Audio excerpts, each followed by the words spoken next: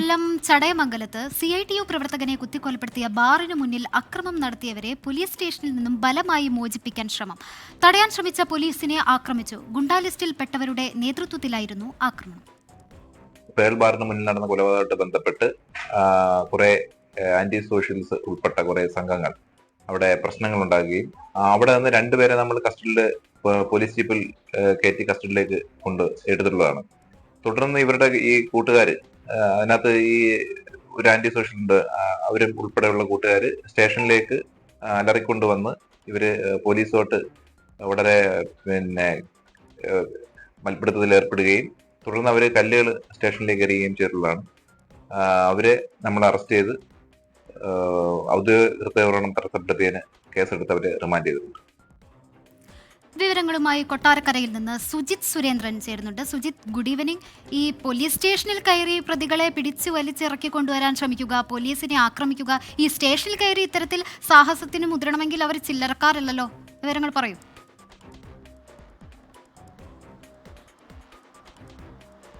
ശ്രീനിത, ഇതൊക്കെയാണ് നമ്മുടെ നാട്ടിൽ നടക്കുന്നത്. ഇക്കഴിഞ്ഞ 22-നാണ് സ്വകാര്യ ബാറിന് മുന്നിൽ പാർക്കിങ്ങിനെ ചൊല്ലിയുണ്ടായ തർക്കത്തിൽ CITU തൊഴിലാളിയെ ബാർ ജീവനക്കാരനായ സെക്യൂരിറ്റി കുത്തി കൊലപ്പെടുത്തിയത്. ഇതിനെ തുടർന്ന് കഴിഞ്ഞ ദിവസം CPM-ന്റെ നേതൃത്വത്തിൽ ബാറിലേക്ക് പ്രതിഷേധ പ്രകടനം നടത്തിയിരുന്നു. ഇതിനു പിന്നാലെയാണ് വൈകിട്ട് ഒരു സംഘം ആളുകൾ സംഘടിച്ചെത്തി ബാറിന് മുന്നിൽ ആക്രമം അഴിച്ചുവിട്ടത്.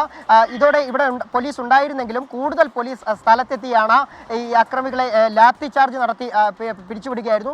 ഈ സമയത്ത് ഈ അക്രമത്തിന് നേതൃത്വം നൽകിയ 2 പേരെ പോലീസ് കസ്റ്റഡിയിലെടുക്കുകയായിരുന്നു. അതായത് ബുഖാരി എന്ന് പറയുന്ന ആളെയും ഒപ്പം കൂടെ ഉണ്ടായിരുന്ന ഷഹീനയുമാണ് പോലീസ് കസ്റ്റഡിയിലെടുത്തത്. ഇവരെ സ്റ്റേഷനിൽ എത്തിച്ചതോടെയാണ് 7-അംഗ സംഘം, അതും ചടയമംഗലം പോലീസ് സ്റ്റേഷനിലെ ഗുണ്ടാ ലിസ്റ്റിൽ ഉൾപ്പെട്ട ചെമ്പൻ ഷാൻ എന്ന മുഹമ്മദ് ഷാന്റെ നേതൃത്വത്തിൽ ഒരു സംഘം ആളുകൾ സ്റ്റേഷനിലേക്ക് ഇരച്ചു കയറി ഈ പ്രതികളെ മോചിപ്പിക്കാൻ ഒരു ശ്രമം നടത്തിയത്.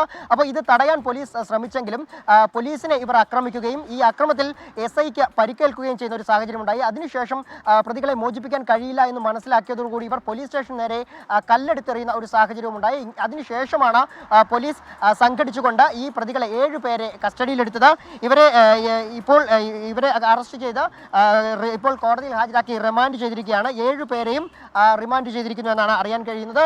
പോലീസ് സ്റ്റേഷന് നേരെ ആക്രമണം, അതുപോലെ തന്നെ പോലീസുകാരെ ആക്രമിക്കൽ തുടങ്ങിയ വിവിധ വകുപ്പുകളാണ് പ്രതികൾക്കെതിരെ ഇപ്പോൾ ചുമത്തിയിട്ടുള്ളത്. പ്രതികളെ കോടതിയിൽ ഹാജരാക്കി റിമാൻഡ് ചെയ്യുകയും ചെയ്തിട്ടുണ്ട്. ശ്രീനിത. ശരി, സുജിത് സുരേന്ദ്രനാണ് കൊട്ടാരക്കരയിൽ നിന്ന് വിവരങ്ങൾ നൽകിയത്.